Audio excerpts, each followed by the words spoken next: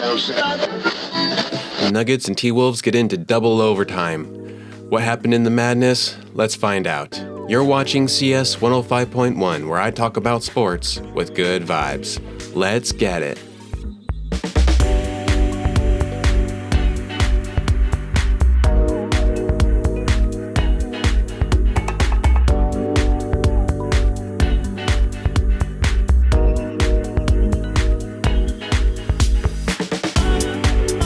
How's it going, everyone, and welcome. I'm CS Chandler, here for another take of Nuggets basketball.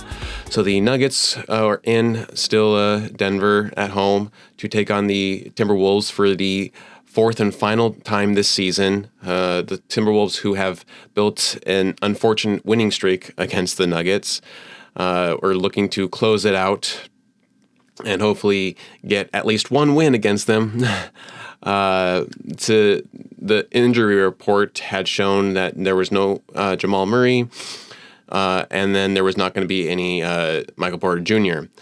Jamal Murray was out with a hamstring tightness, and Michael Porter Jr. is with some personal reasons, which apparently one of his family members is sick. So hopefully everything is good there for him, and no more crazy drama for Michael Porter Jr. I mean, his family issues has just been crazy over the last 2 years.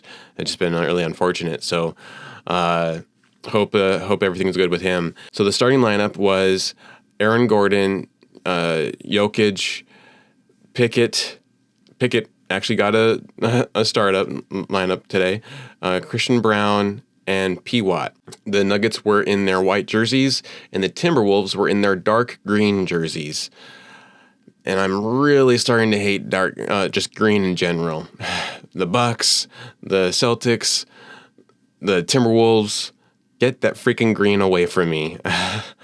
And the final score, T-Wolves win and sweep the Nuggets 140-139 in a gut-wrenching, horrible way to lose a game. What happened?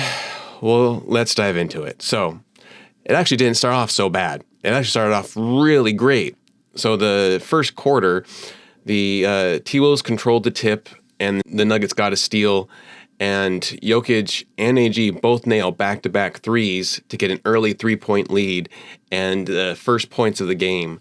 Off a dunk from P. Watt, the lead goes to 10 and forces the T-Wolves to take their first timeout.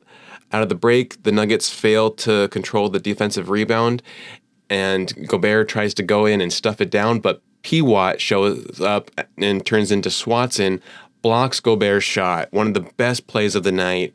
You know, I super cannot stand Gobert, so anytime he's embarrassed, it just makes you feel good, you know? I would love nothing but to see him just exit out of the league completely. I cannot stand that man at all. Like, give me Draymond Green to choke him out again. I just cannot stand Gobert. T-Wolves then knocked the lead down to 13 by controlling the rebounds, but the Nuggets were actually able to maintain their lead in the first and win 32-26. We had our largest lead was 16, but that was in the first quarter. A lot of people are going to say, oh, you blew a lead or whatever. Like, normally our leads get blown in like the third or fourth quarter.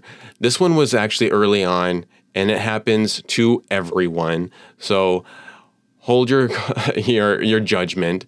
Nothing bad happens in the first quarter. It's a first quarter. A lot of shit happens in the first quarter, and we move on. It's really what happens in the second and then in the last two quarters that really shaped the game. So second quarter, the Nuggets start the quarter off with the non-Jokić minutes, and Brody banks it off the glass for the first points of the quarter, followed by a CB rebound and a floater. So it was looking pretty good. Then T-Wolves get three consecutive buckets, ending with a three to chip down the lead to 3-point game. Chris Finch then challenges an out-of-bounds call, which is successful. And then the T-Wolves tie the game on a Nas 3-point play. Nicole Alexandria Walker nails down a three to cut to tie the game. And T-Wolves then get the lead from a Randall three, and DJ gets an illegal screen called, turning over the ball. And then AG gets an offensive charging call that Malone challenges and is unsuccessful, which is ridiculous because it should have 100% been successful. AG was not in the fouling. Nicole Alexandria definitely did not plant his feet. He was still in the air when it happened. So, but bad officiating happens. You got to move around it. The Nuggets didn't really able to do that. So, but Pickett was able to rebound the ball and takes it down for a floater to get the Nuggets first to 50. We won the first quarter, first to 50, and then Dillingham gets a steal and a dunk to get the T-Wolves on top by 1. So just like that, they're on top. Jokić goes to the line for 2 and makes both to regain the lead by 1. And the T-Wolves win the second quarter 26-21. Nuggets on top still into the half, 53-52. So out of the halftime break, third quarter, Nuggets start the quarter off with a missed 3 from Piwat. CB fouls Ant and sends him to the line to make the first points of the quarter. Yoke spins and gets a good floater, an awesome floater, really, for the Nuggets' first points. And then Yoke gets a pass behind the back to CB for a layup to tie the game. And then CB with the second chance points, followed by a 3 from Yoke, give the lead back to the Nuggets once again by 1. And in the final seconds of the quarter, Brody draws an offensive charge that Chris Finch challenges and is finally unsuccessful. The T-Wolves, though, still win the third quarter, 32-26. So the Nuggets were still keeping the T-Wolves close rather than blowing them out. They should have blown them out when they had the chance, but they didn't. Fourth quarter started, and T-Wolves start the quarter off with a miss and a good rebound and a hustle transition to get Brody a layup on the first points of the quarter, which was awesome, followed by a circus shot from Yoke to get the lead down to 1. Like, he literally, he was kind of pushed. He was pretty much pushed by Gobert, and it wasn't called. But as he was, falling away from the basket, he kind of flipped it up over his shoulder, and it went in. And they counted the basket, but not the foul. And then Yoke actually then steals and assists to AG to sink a 3 to give the Nuggets a 2-point lead and force T-Wolves to call a timeout. And then Jokić goes to the line plus the bucket to get Nuggets first to 100. So we were the first to 50, we're first to 100. We won the first quarter. We were on top in the second, going into the half. Things were looking good for us. All the signs were there that we were going to win this one. As soon as we got to 100, I'm like, okay, yeah, we won this one. Nuggets allow the T-Wolves to regain a lead on a 10-0 run. So stupid. Gobert fouls out in the fourth quarter, which, of course, because he's Gobert, he's one of the dirtiest players of the game. So, he should foul out every single game because he doesn't deserve to play. Goes to the line and ties the game for 2 because he fouls Jokić. And Jokić goes to the line and gets 2 free throws.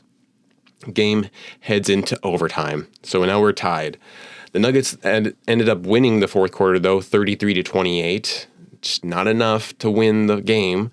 They should have won it there. Win in regulation if you can. But if you can't, take it into overtime. And so we go into overtime. First overtime. Jokić controls the tip, and Brody double dribbles, turns over the ball. Not a great start. Ant sinks a step back for the first points of the OT, and then AG goes to the line and makes 1 of 2. McDaniels tips in a missed Ant 3 to keep a 3-point lead for the Timberwolves. And then Ant sinks a 3 to give the Timberwolves a 6-point lead. AG knocks down a 3, and Yoke with a skyhook to tie the game, and Nuggets hold the T-Wolves down, and game goes into second overtime. It was crazy. Piwat had an amazing contest, too, on a almost made 3 from Randall that would have won the game. P-Watt did an amazing job tonight with defensive plays. Although there was one part where he was just standing looking and not acting, and he could have at certain parts in the second half there. But so second overtime, I didn't write so much stuff down because it was just too crazy. Jokić controls the tip again, and Jokić over Randall for the first points of that OT. Brody then fouls Nikola and Alexandria Walker at the 3-point line to give the T-Wolves the win. So what happened before that? Jokić actually gets a steal. He kicks it over to Brody, who then kicks it over to Christian Brown, who had not been very confident shooting, and so he passes it back to Brody, and instead of dribbling it out, he goes up for a layup and misses the layup. Like one of the easiest layups a player should be making, he misses it. Instead of actually making it or dunking it or something to make sure that you get that bucket, if that's the way you're going to go. And so the Timberwolves immediately get the rebound. They hustle it back down. And then Nicole and Alexandria Walker goes for a 3. And Brody, who just missed the shot, comes over and fouls Nicole and makes him go to the line. And she shoots 3 shots, and she makes 2 of those. I was like, oh my God, we had that. Like it was actually cause she didn't make the 3-pointer, and so Brody actually contested it there, but he fouled in that contesting, so she was sent to the line, and Nicole made 2 of the shots that they needed to get the 1-point lead, and then they intentionally missed the third. Jokić tried to, heave it in the 0.1 second that they gave back, but it wasn't enough. So, final score, a gut-wrenching loss to the Timberwolves, 140-138. It was not the way that you want a game that goes into second overtime to go, losing by free throws. And I'm sure Timberwolves fans, you don't want to win by free throws. Who wants to win by free throws? You want to win a good way. And obviously this is just an unfortunate letdown. So to an amazing game. It was an awesome game. It definitely had my heart in my throat, like the majority of the game. So, but we'll get into stats after this. As a cinematographer, photographer, and now a podcaster, I do believe lighting is everything. And if you're serious about creating dynamic content, you need to check out Nanlite.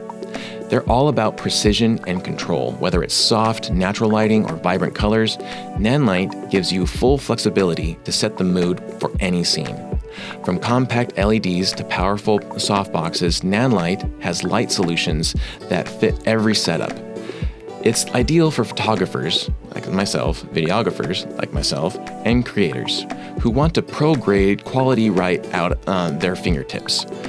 With Nanlite, you're lighting like a pro every time.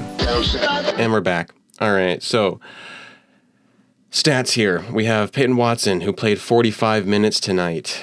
He only had 7 points. Not a great offensive night for the Nuggets. I'm just going to say that. It was not a great offensive night. There were maybe 3 players, I would say really 2 players that played well offensively. The rest of everyone, not good. Not good at all. But there was a lot of good defense in some areas, although they allowed them 140 points. So I don't know how good of a defense you have there, but there were some fragments of good defensive plays. So Peyton Watson, once again, 7 points in his 45 minutes on the floor as a starter. He had 3 rebounds, but he did have 4 blocks. He shot 3 for 9 from field, 0 for 3 from 3, 1 for 2 from free throws. Man, we could not hit free throws again tonight. They are just plaguing us. 1 turnover, 3 personal fouls. He was a -11.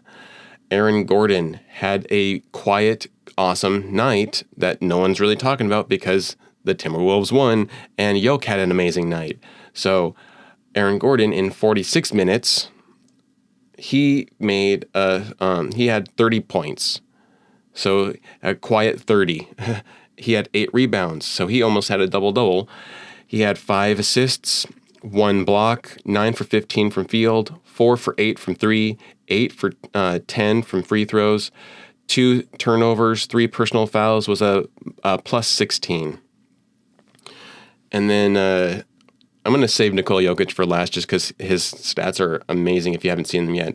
Christian Braun, though, played 53 minutes tonight. He played the most amount of minutes of any Nugget tonight. And he made 18 points, 12 rebounds, so he got a double-double. 4 assists, 3 steals. He had 8 for 14 from field, 1 for 6 from 3, 1 for 1 from free throw, 2 turnovers, 1 personal foul, was a plus 12. Jalen Pickett, in his, I think his first time, or no, maybe it was his second time or so of as a starter this season, he played 32 minutes, and he made 9 points, 4 rebounds, 5 assists. He was 4 for 6 from field, 1 for 3 from 3. He had 0 turnovers, 1 personal foul, was a plus 4. And then Nikola Jokić played 52 minutes tonight. I don't know if he's going to play because they have a back-to-back, so tomorrow they have a game. I don't know if he's going to play tomorrow, but he played 52 minutes tonight. And in his 52 minutes, he had 61 points, 10 rebounds, 10 assists, 2 steals, 18 for 29 from field, 6 for 11 from 3, 19 for 24 from free throws. And then he had 4 turnovers, 5 personal fouls, was a plus 2. He was so dangerously close to fouling out. And who else? Christian Braun. He had 100% with his free throws, so he was the only one. Then just real quick, Russell Westbrook. He had 38 minutes played tonight. In that, he only made 12 points, 6 rebounds, 7 assists, 1 steal, 2 blocks, 4 for 11 from field, 0 for 3 from 3, 4 for 7 from free throws, 5 turnovers, 5 personal fouls, was a minus 5. So he was dangerously close to fouling out as well. And so overall stats, we had 45 rebounds to their 52, so they out-rebounded us. We had 33 assists to their 35. They out-assisted us. We had 7 steals. They had 5. We had 7 blocks to their 2. We shot 54% from field. They shot 46%, so we shot better than they did. We shot 35% from 3. They shot 38%. We shot 75% from free throw. They shot 68%. So we shot better free throws than they did. And yet we still couldn't get the win. We had 16 turnovers. They had 14. We had 22 personal fouls. They had 34. I mean, just it kind of is very irritating when your team does statistically better than the other team and yet still loses. I mean, they had 0 people make 30 points. No one on their side made 30. Oh, wait, Edwards made a quiet 34. But, and Gobert had 29, or 19. Randall had 26. And Nicole had 26 as well. So, I mean, it's unfortunate. It's really unfortunate. So, but we'll get into big takeaways after this. Hey everyone, let's talk sound quality. Imagine having pro-level audio that's easy to set up, flexible, and sounds incredible. That's the Rode PodMic USB. It's got both USB and XLR connections, so whether you're recording solo at home or in a full studio setup, you're covered. And get this, the built-in DSP effects let you adjust the sound with 0 lag. You get that deep, smooth broadcast tone right out of the box. It's versatile, powerful, and basically makes your voice sound like pure gold. And we're back. All right, so big takeaways here. The Nuggets had this win several times in this game. They had it at the end of the fourth quarter. They had it at the end of the first overtime. They had it at the end of the second overtime. And yet none of those they were able to actually convert into actual wins. The Timberwolves were staying incredibly pesky like little flies and staying with it the entire time. And it was just so annoying to see that they still won in our home. So the Timberwolves didn't expect the Nuggets to start off so hot even. That's how much respect they have for the Nuggets. They have zero, meaning they just feel like they can walk into Ball Arena and win, or into Target Center and win. Malone had said yesterday that the T-Wolves treated this like a rivalry where the Nuggets treat it more like a normal game. So the Nuggets have to match the Timberwolves' energy levels. And they did that in the first, but then it just never caught back up because the Timberwolves were able to turn a switch on, which is near impossible to do for athletes. You can't just flip a switch. You have to continuously create good habits throughout the course of the season to be able to then play well in the later postseason. You can't just flip a switch. But for some reason, the T-Wolves are able to flip a switch crazily every single time they play us. Ant is annoying. Gobert is annoying. Nicole Alexandria Walker is annoying. McDaniels is annoying. And I just can't stand the T-Wolves for making me now hate the fact that Randall, to me, is annoying. I loved Randall as a Knick. He's much better as a Knick, and it's so unfortunate that he had to be hurt all the time when he was a Knick that forced them to send him away. And now they're actually doing better with Cat, because when Cat was a T-Wolf, he was annoying, and now I'm actually digging Cat now, which I never thought I would. But now their T-Wolves are making me hate Randall, which really sucks. And I'm even a little annoyed at Dante DiVincenzo. I'm glad that he was suspended for this game. Him and Nas were both suspended. And if you don't know, it's because they had a scuffle against the Detroit Pistons yesterday, or 2 days ago. And so they had to send them out. It was actually a really dangerous scuffle too, because they fought over fans and little kids. So it's kind of stupid too that they only got one game suspension. They should definitely get more than one game suspension, especially because they put a kid in danger. So, but it just annoys me even more so that the T-Wolves make me hate Julius Randle there. The worst part of this loss, though, is that Jokić had a 60-point triple-double, and we can't celebrate it because we're so focused on the negative aspect of this game, of losing this game, that we can't celebrate the great achievement that Jokić had. He is one of 3 players in NBA history to record a 60 triple-double. It's just crazy how amazing he is, and he needs help. And unfortunately, that help was not there today because he had a hamstring tightness. He was there physically. Jamal was there, but his hamstring made him out. And I'm sure there's part of Jamal that's kicking him for not wanting or not being able to play, because I'm sure he would have wanted to play. But at the same time, the T-Wolves kind of have his number a little bit. They always bum rush him, and he gets hounded by them and is unable to control the ball even around the T-Wolves. And it's also because of the thanks to Brody. I'm feeling really mixed feelings right now about Brody after this. He should have dribbled out the ball. Again, I already said this before, but he should have dribbled out the ball or made a layup and then fouled, and then not fouled a jump shooter. Get fouled, yeah, but not foul someone else. Boneheaded plays by Brody on both ends of the court. He lost us this game. No one else, overall, yes, you could say that the Nuggets should have played better defense. They should have been better from the offensive side. But when it came down to this particular play that was a game-ending play, it was Brody. Brody lost us this. because he should have made the layup. You could also put a little bit of it on Christian Brown too, because he could have also, instead of passing it to Brody, he could have tried to go up for the basket as well, or dribble it out. Neither one of them did that, and they lost the ball and turned it over. So, just really bad plays. And then especially the fouling the jump shooter. It's been Malone's number one thing he's been hounding them for, not fouling jump shooters, and it's going to plague them until they have to go to Cancun. And I hope that the Nuggets don't go to Cancun. I hope they go to the finals, but plays like that are going to send them to Cancun. They need to be better at that shit. So what does this loss do for the Nuggets? Well,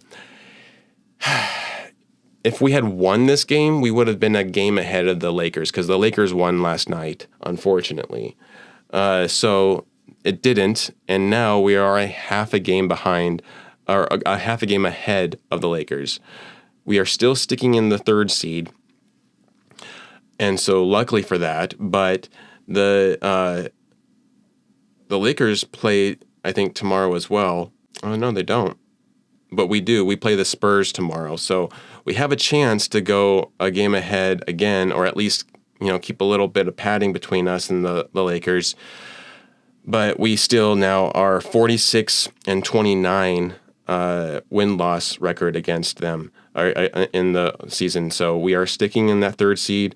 We are still 2 games behind the Rockets, who also took a loss.